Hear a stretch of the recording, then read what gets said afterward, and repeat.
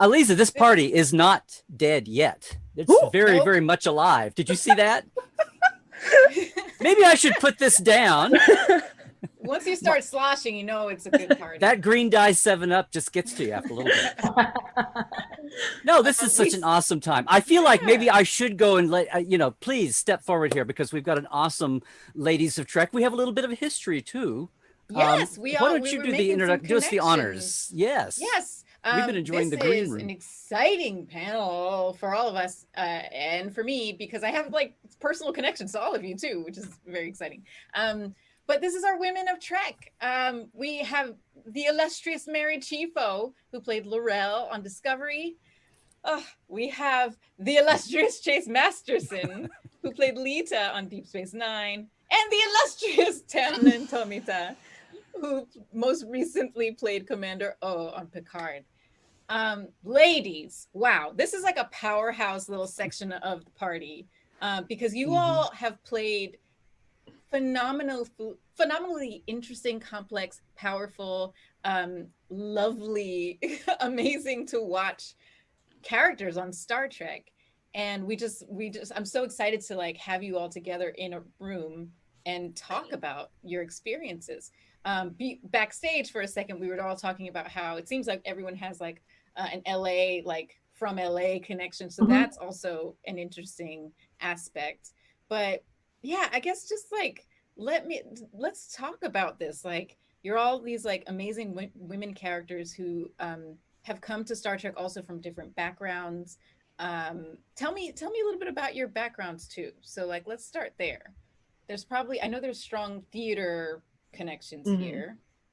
So who all? Yeah. Go, Mary. I there's lots of things percolating, but I think, in answer to, my background and kind of something I talk about a lot is coming, from a very heavy theater background, very intense voice and speech, physical training. I was lucky enough to go to Juilliard for my BFA in drama, and that's a very rigorous physical and vocal program. And the gift of playing a Klingon on Star Trek is that I actually didn't have to tone that down too much. I actually had to take all of the skills that I had developed when it came to language and, again, physicalization, working in prosthetics. Obviously, they don't train you specifically for that at Juilliard, but it definitely, I don't think I could have made it through that process. I wouldn't have trusted my stamina. I like to believe that my stamina would have been there, but I say so much of that training is just learning, I can pull this out, even if I just got these lines, or, I had to cram in some Klingon the night before, whatever it is. And I'm just so grateful, too, that Klingons specifically are so expansive, as Aliza well knows, as a Klingon herself, in many different forms. That you kind of have to take yourself to 11 always. And with the prosthetics specifically, the amount of emoting that you have to do and the choices you make feel, so extreme, but I could just lean on that sort of, it's as if I was on stage, because that was the level of communication I needed to have, but still keep it authentic.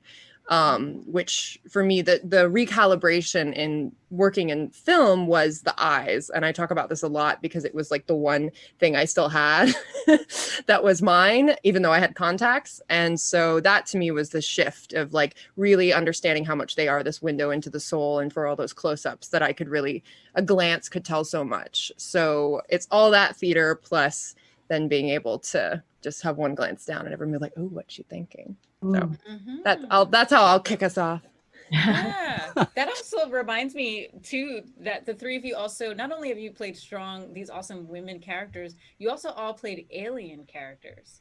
Yes. And so Chase, can you tell me about that experience of stepping into this character who is Bajoran and who has like this culture that has been like created on the show before you stepped into it? How was that for you? And Chase, I don't know if I've ever asked you this. I want to know is obviously they created the role for a reason at the beginning, but at what point did they say, now we're going to do this for 5 years to the end of the series? Or at one point did you get the sense that, I'm doing good stuff here and it's something that they want to keep playing with in the mix? Thank you for both of those questions. We never were really told where our arcs were going to go. And so they Right. could have killed us off at any time. And that's just the way they rolled. And so, you know, another episode or another window into where this was going was always extremely encouraging. I thought my role was going to be 4 lines in 1 episode. And I'm so grateful that that it went on for the rest of the 5 years. So it was really exciting to be able to have all of that, just the gift that Star Trek is and the legacy that it is for so many reasons, for all that it means in the real world and all that it's meant to television, and television's impact on the real world is what I love so dearly about this show. More on that later, I hope. But one thing I really loved about Leeta was her being a Bajoran and also a Dabo girl. So Bajorans being very centered and spiritual and deeply impacted by the war, and a group of people that were under siege. You know, as we can really understand that so many groups are today, even in our midst, especially in our midst. And then Leeta being a Dabo girl and having the fun of that play in, and then Leeta loving the guy that was only pretty on the inside, and getting to show through our storyline that you really truly can't judge a book by its cover, and that people and things are always more than they seem, deeper and more relatable when you see people and their situations with empathy, as Leeta saw Rom. And just all of that. The fact that Leeta was strong in so many ways, but also didn't wear her strength on her sleeve. I don't like saying her. I didn't wear my strength on my sleeve. It is so beautiful a way of showing the different types of strength that people can have. And sometimes it's a big, bold strength, and sometimes it's a quieter strength that just stands for the right things and makes brave choices. There's a spine.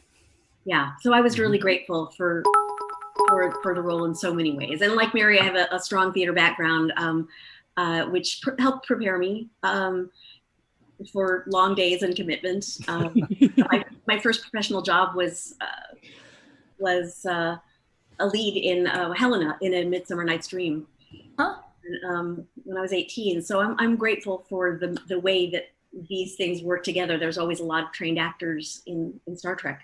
It demands it. And before Tamlyn, we let you talk, I have to tell the world, we were just clarifying this.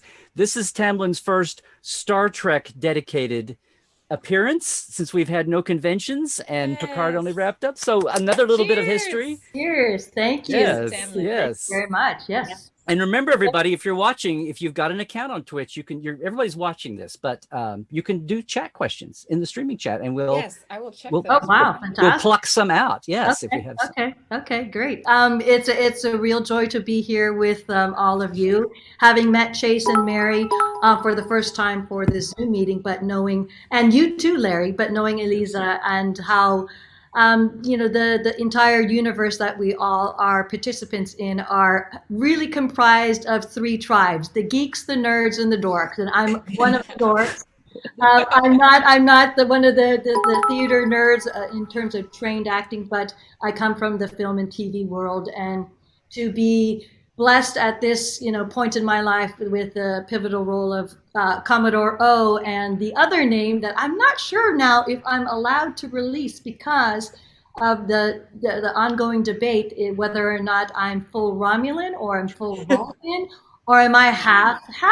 And as an Asian American living in America these days, those are the kinds of questions that I, as well as many ethnic Americans, address in terms of our patriotism as Americans, but also our identities with the cultures that we come from, whether it's first generation, second generation, third, fourth, 14. And that is what I was able to bring to the character as much as I could with each episode, because echoing Chase and Mary, you didn't know where your arc was going to go to. So you just had to fully commit to what the particular episode that that you're going to perform in was for. So in all that, It's a great journey. It's about the strength of women. We know that the Star Trek universe is a template for what we're going for here as Earthlings, as human beings, a more equitable, a more equal society that doesn't see gender as levels, but we all equal amongst each other, that we're extremely competitive as well as comparable, that we're fierce despite our sex or gender, that we're warriors, and that we will fight what was right. And knowing that I'm part Romulan, it is the debate whether or not, human qualities and or AI are on those equal terms. And that is another conversation as we go along. And, as long as we keep attention and focus on to what really unites us all and celebrate the differences is the way to go. And I'm just so proud to be the second to the last iteration of the Star Trek universe, because I know Lower Decks is the last one, but knowing that Picard was the second to last. Let's say latest, not last. Yeah. Yes. Thank you for correcting me. Absolutely. Absolutely, because we've got a lot down there. Yeah. Listen, talking about you've worked in a lot of other franchises, but it's clear you know exactly what's going. Were you a Star Trek fan before you had the role? Did you know? Yes, and this is where my dorkiness is, and I'm going to just to be a little bit revelatory in my age. I'm only a original Star Trek fan, so going on to Picard, I had to ask my love Daniel Blinkoff. I go, I know who Picard is, and I know Engage. But I don't know who one is. I don't, I know the actors. I know Geordi. I knew who Marina Sirtis is, being the empath, and that, and the continuing subsequent generations. But knowing that, the actors of those subsequent iterations of Star Trek, I had to say, wow, they're really expanding this universe. And yeah, so I'm an OST fan. This is so sad. The people out in the hall are kind of blinking the lights on the party. This is so raw to be trying to wrap things up here, just as it feels like we've just gotten things rolling. I know. It's like, I'm also hearing that, they're doing that thing where since we're their favorites in the bar, they're letting us kind of close down the bar. Oh, good. So they're putting the stools up on the great. But Sure. Yeah. We have time for a couple of things. There's a question from the chat. Yes. Amulin asks, Chase mentioned playing Helena in Midsummer Night's Dream. I would love to hear more about all of their experiences with Shakespeare. Ooh. Yes.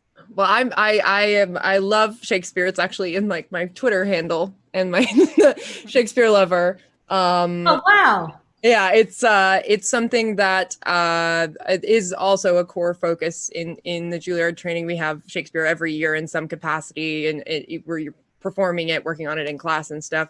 But I really started falling in love with it in the latter half of my training, and then afterwards, I ended up being cast as a lot of male Shakespeare roles. I played the second half of King Lear in a rehearsal production. And this is a fun fact for Trekkies, because Mary Wiseman was in my class at Juilliard, who plays Tilly on Discovery, and her now husband, Noah Averbach-Katz, was in our class as well. And he played the first half of Lear to my second half of Lear in our second year rehearsal project. So that's just a lot of fun stuff. Lots of fun facts about working with Mary in general, but that's just a Shakespeare tidbit. And then I ended up playing, I'm not in a theater, even though I have these curtains. I got to play the title role in Macbeth in an all-female production. That was my fourth year show. And then I ended up playing Iago in an all-female production right after I graduated. And I've actually written an adaptation that I've produced in VR with Juvie Productions, Viola Davis and Julius Tennan's production company. We've done a proof of concept pilot where I'm actually playing Iago as a woman, as a modern woman. And unfortunately, because it's VR, it's not something I'd be like, and click this link. But it is something we are continuing to develop and hope, post-pandemic time, it's something that we would love to do a full-fledged production of in some capacity. But I really love taking Shakespeare and reframing it in a way that still augments the themes that Shakespeare was trying to say. And we have our production not only is in VR, but it's color and gender conscious as opposed to blind. So with each casting choice, we are looking at in a modern world, how the systemic racism is infectious and innate and vicious, and not just a black and white scenario. We're trying to address it of our times, and obviously talking to, to me, it's about letting the actors playing the roles communicate their full selves and not feel like they're having to ascribe to this ancient, this Shakespeare way of doing it. It's like, how do we modernize it? How do we make it accessible and as an educational tool? I'm going to stop talking because I could talk about this for a long time, but that's a little flavor of what I want to do with Shakespeare and why I believe it's something that we should keep coming back to in new and innovative ways.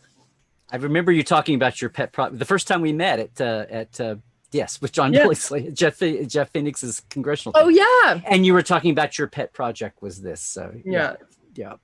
Wonderful. I would just say, if I can, and I know we need to keep this short, so I'll make it quick. No, I think good. one of the reasons that Shakespeare is so relevant and tied in with Star Trek so often, that they use a lot of actors that are trained in this way, are the demands of the hours and the language, and a lot of what Mary said, all of what Mary said, that was wonderful. Also, I see a tie-in as the stories that Shakespeare wrote are transcendent. They obviously go past any barriers of time, culture, all of it. And when we see those issues, such as racial issues and gender issues and family issues and war and peace and comedic zaniness happening, back in his time, they're so relevant no matter what spin you put on the piece, on the particular piece you're doing. And I see that with Trek also. When I hear people saying that they're doing a rewatch of DS9 or as Tamlyn said, with the original series being so close to all of our hearts still, these stories are transcendent. And I think that's because Roddenberry really hit on how important it is to examine the joy and the difficulties of being human, and how important it is for us to challenge ourselves and each other with these transcendent themes. I will go ahead and say, as it is 2020, I think it's extremely important for us to keep in mind that Star Trek has never meant to just be a television show, but it is really, truly a show that is meant to lead us to create a world where we can all live long and prosper. And how important is that? If we're going to love these stories, let's stand with them and do the things that they do. Let's be these heroes. Yes. Yeah. And just to cap it off really short, I have no Shakespeare experience, so it's really easy for me to answer that. But on echoing what Mary's words are and Chase's words are, is that Star Trek is that utopia, or is that kind of universe building that we're all aspiring towards building. And in terms of where we are at 2020, is that we have a chance this coming November to go forward in that direction. And that's all I need to say.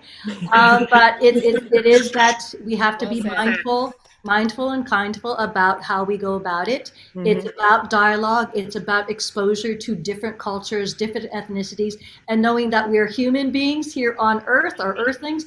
There are perhaps sentient beings out there that may need our intelligence, our knowledge, our empathy, and our compassion in order to build the bridges between us, where no person has gone before.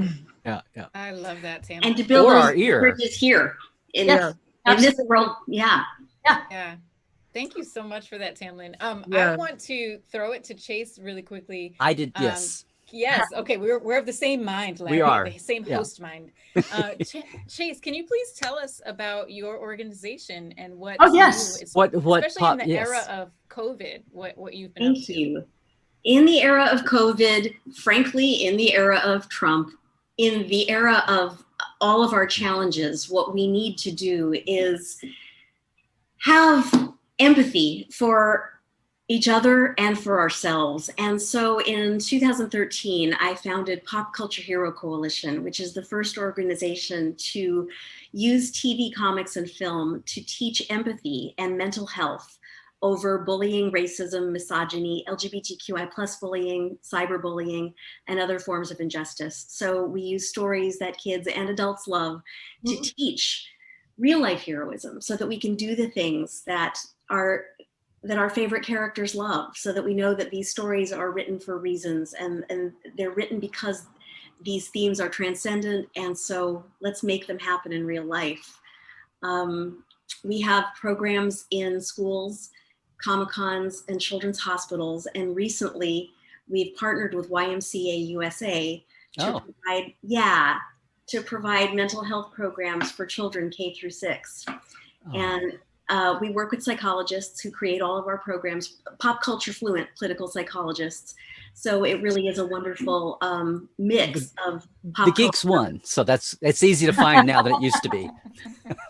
Say it again? I said the Geeks won, so that's easier to find than it used to be. Yeah. Yes. Telling her at the earth. Yeah. So so we do these programs, and I will just say shamelessly, we have done them through crowdsourced empathy, which is through Be Kind t-shirts. That's why I'm wearing this today. Mary so wonderfully supported us on, and it's just people buying a t-shirt and pitching in, and most of our team is volunteer. I've been volunteer since 2013. We just take care of our people that do the programs in schools, and it's working. It's a real honor to be working with YMCA nationally. So check us out if you'd like. We're at Superhero IRL on social media and popculturehero.org. And I'll just say this one other thing. During COVID, we did a mental health at home program because obviously we all need mental health support now, but what about, people that are really unhappy in their homes, like kids who are LGBTQIA and don't have support and used to live to go out to the center and now can't. So we created mental health at home during COVID, and it's on our website. And Aliza is one of our hosts who does videos for parents to help their kids through difficult times in their mental health. So thank you, Aliza, for your great work. Thank you. It's such an honor to be a part of what you're doing. The organization is amazing. I'm just really glad to be able to be a part of it. Thank you. I really think that Roddenberry would be doing real world work if he were here now. So it's an honor to be able to do it. Chase, I don't know if it's sad or wonderful that I remember when you founded the group, and it's the anti-bullying. And it's like the longer the years have gone by, there are all these aspects and all this related the way you iterated it just then. On one hand, it's sad that we have more and more needs that we can see that can be interrelated. But on the other hand, to be stepping up and meeting the needs, but also calling it out, shouting it out. The society is just getting better about putting these things in focus and on frame, and that you've been able to expand on one hand. It'd be a lot simpler if everybody could just do Will Wheaton's "Don't Be a Dick." But apparently simplicity is lost on humanity at times. So, maybe we should bless you and thank the prophets for major donor to just buy up a bunch of Be Kind t-shirts and just drop them from helicopters across the US. Yeah. If we had been dropping treats or food ever since the 60s, or well, really since the 60s, if we had been dropping empathy instead of bombs, and if we could drop empathy toward each other, that's one thing. Bullies are only messed up people who are giving all they have to give. So we need to address this societally to help the victims and help people understand that it was never your fault. If you get bullied, it was never your fault. And to help bullies, to help them understand what's going on inside of them. It's not just don't bully, it's what's going on psychologically, that we've created this world that can be so unkind. And it's so important to take a closer look at everything. Sorry to go on about it, but it's we have such a relatively small time that going on. Yeah, and I was a little premature there. Aliza was really great to talk him into letting us stay a little longer. Yeah, shutting it down. Well, I mean, on that note, we probably should wrap up just because we said we would end at 6. Take up more of your time. But thank you all so much. So much. You all three are such an inspiration to me in your very unique ways. And your presence here has been so lovely, and everything you've said is amazing. So thank you for being awesome people. It Oh, is. you. It is. Yes. And Very- thank you both so much. I know you've been doing this all day and been Yeah. preparing for this. So I would like, on behalf of everyone who has come in and out, just say Oh. thank you, or as we'd say in Klingon, katlo. Thank you. Right? But truly, Mary. I know And that you. welcome, Tamlyn, to the Star Trek universe. Yes! I was. Wonderful to have Yes. you here, and I can't wait to see more. No, it's a joy to be amongst you guys here in this breakout room, but with all the fans out there. And just remember that the needs of the many outweigh the needs of the one or the few. And again, if everybody has filled out their census, great. You have till this Friday, I believe, to Thursday to finish. Thank you.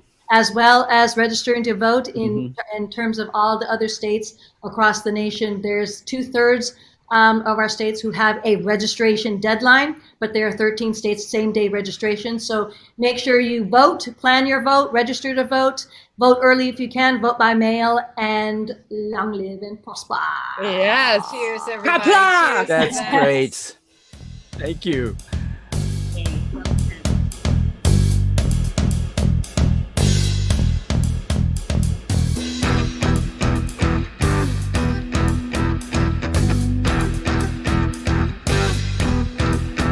Oh, dance with the devil and I feel the heat. He asks for my soul while I move my feet. Ain't gonna give him his tasted treat. He can settle for the rhythm of this nasty beat. Dance with the devil and I feel the heat. He asks for my soul while I move my feet. Ain't gonna give him his tasted treat. He can settle for the rhythm of this nasty beat.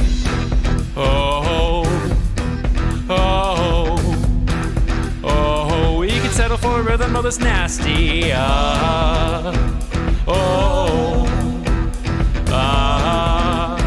He can settle for the rhythm of this nasty beat.